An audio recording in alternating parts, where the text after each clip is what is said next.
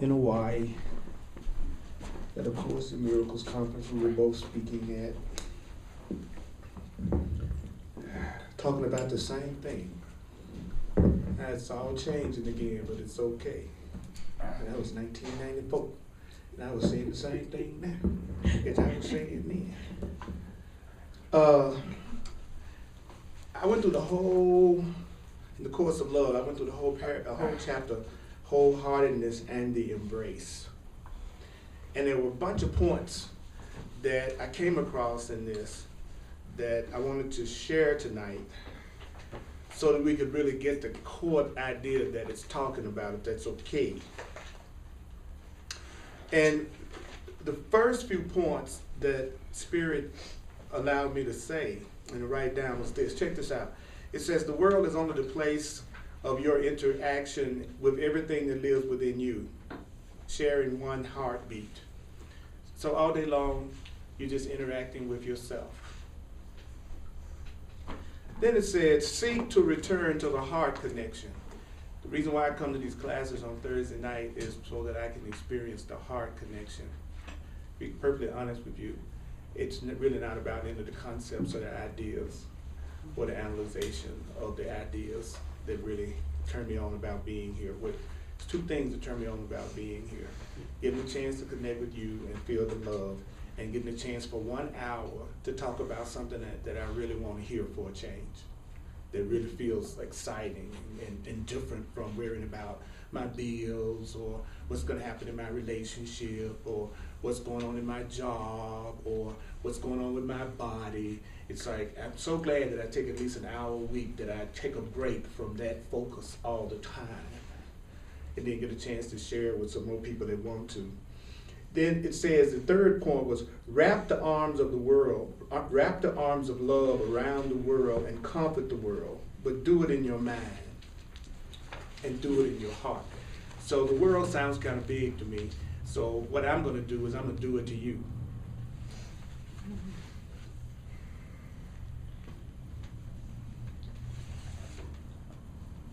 And I give you permission to do it to me. The lesson is as complex as you need it to be. The lesson is as complex as you need it to be. So a person who needs simple answers and who's open to simple answers will get simple answers to everything. A person who needs very complicated answers in order to accept something, then they'll get very complicated situations. So if you're in a complicated situation right now, then you're in a situation that's coming to you the way that you think it needs to come to you for you to get the answer.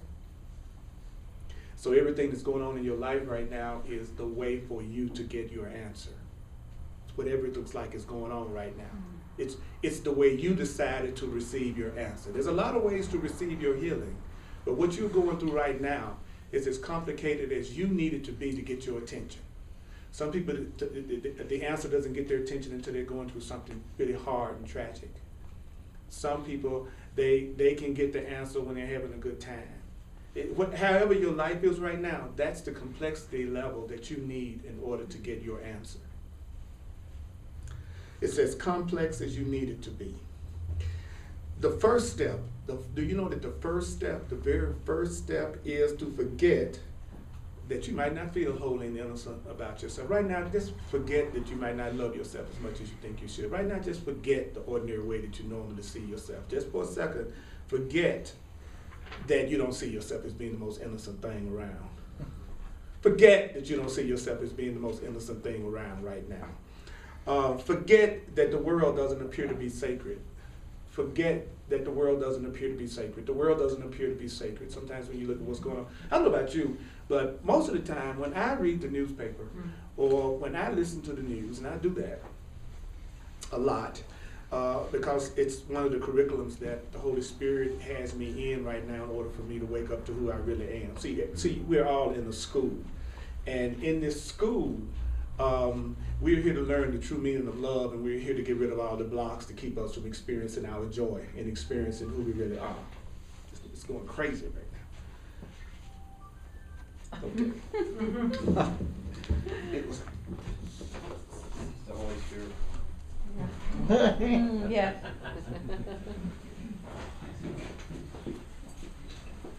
Okay. I wasn't about to look for it. That was out of the question. So I want you to ask yourself, what's your complexity level?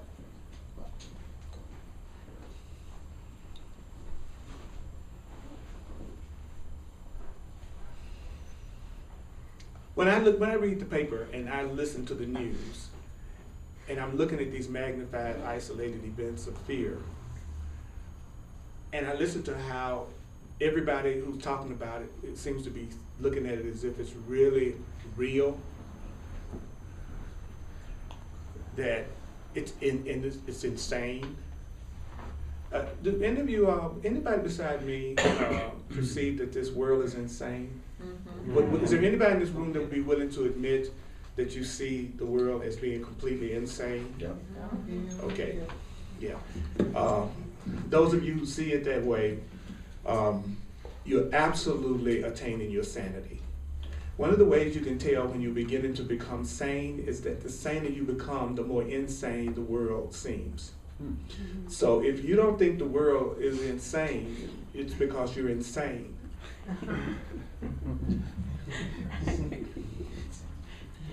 And if you see the world as insane, it means that you're beginning to recognize your sanity, even though you might not be able to act out of it consistently yet.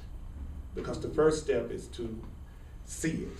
So if you right now, you recognize that it's insane for people to attack each other, insane for people to kill each other, insane for us to go through disease and death and accidents and floods and hurricanes and everything else that scares the hell out of us, broken in two by periods in which we go to Disney World or something. Skiing, hiking, walking, biking, partying, dancing, broken in two by periods in which you're saying, what the hell is going on? I'm scared. I don't know what's happening. I'm mad about something. And you are at the point in your spiritual development where you like to have more consistent joy and not a joy that's up and down and in and out that can be affected by everything. That's a sign that you're becoming more sane and you're waking up. So forgetting things can free you to remember. So if you start to forget some things, it'll actually free you up to remember. Forgetting that I was taught that I'm a separate body that's a victim of circumstances. If I would forget that idea that I'm a victim, if I was to forget that idea that there's some form of lack or guilt or upset in my life, if I was to forget that, then I could remember my abundance. I could remember how loving I am. I could remember how free I am. I could remember how much I deserve to be happy if I just forget the other stuff. So sometimes you have to forget in order to remember better. Then it also said in this chapter that your sacred, powerful being is actually beyond your personal identity. What the heck does that mean? Whatever you are identifying yourself to be, if you tell me you are a woman, a man, a doctor, a teacher, a lawyer, a father, a mother, a grandfather, any identity that you call your personal identity, that person with the social security card, with the passport, that person that owns the house and the car is trying to make sure its credit references stay good, because we know that without good credit, you would not be taken care of and you would not survive. One of the best things that ever happened to me was when I lost all my good credit through what appeared to be a bad business decision. And I discovered I could exist because God would take care of me regardless of my credit rating or references. Sometimes it's not until you lose the illusions of the world that you begin to recognize that you're being taken care of by something greater than you. Sometimes when you think you're taking care of yourself, it keeps you totally atheistic or an atheist in your belief, because you really think you're taking care of yourself and God is nowhere involved in it. So sometimes people who see themselves as being the most mature, responsible people are the people that's most deceived.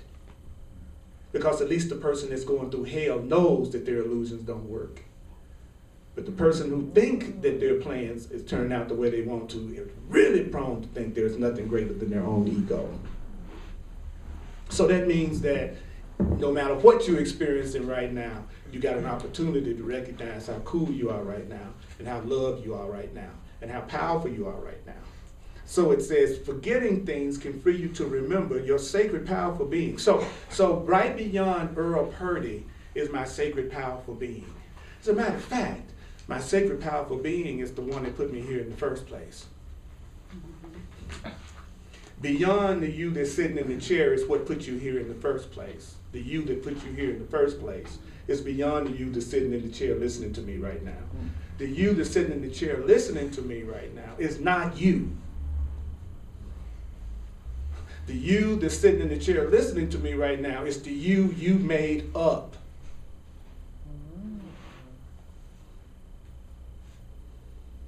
The one that you told yourself you were until now you think you're it. That's not you. You're not what you made yourself up to be, nor what someone taught you that you are. That's your personal identity. Your sacred, powerful being is way beyond anything you can think of. It's so cool. The Course in Miracles definition of little. I love the Course in Miracles definition of little. Do you know that the Course in Miracles definition of little is whatever you think of? I love that. What's little? Anything you think. Anything you imagine. Anything you think of. That's little by definition. My greatest idea of love or somebody loving me is tiny. My greatest idea of abundance that I could ever come up with, tiny. My greatest idea of what would make me happy. I could come up with all the stuff I think I could have to make me happy. It would still be tiny in the eyes of God, because there is no way you can think as highly of yourself as the part of you that knows you're not guilty and that knows you're innocent, and you know you ain't that one.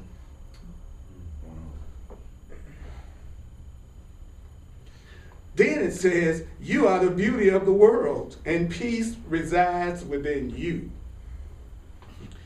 Do you know that you are the beauty? You are the beauty of the world, and peace abides in you. You must be talking about somebody else. Because the part of me that doesn't think I'm that way doesn't really want to hear this and doesn't really believe this. So what I'm going to do is I'm going to tell you that you're beautiful, whether you believe it or not. I'm going to tell you that you're beautiful until I think you're ugly. And when will I think you're ugly? I think you're ugly when I judge you because you didn't do something the way I think you should do it. And you're not acting how I want you to act. And you're not being the way I want you to be. And then you're going to be ugly to me.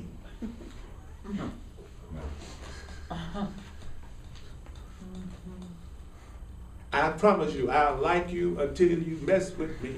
And I will change my mind about you and my perception.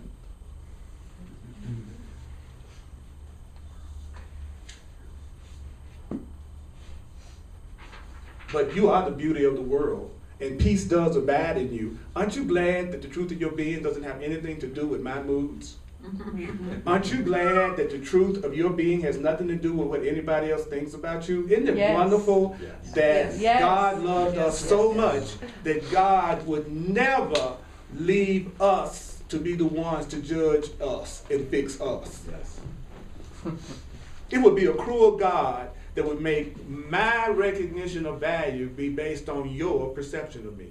It would be a cruel God that would make your value dependent on what I think about you and what I feel about you. God is not that cruel. Our Creator is not cruel enough to limit us to what we think we deserve.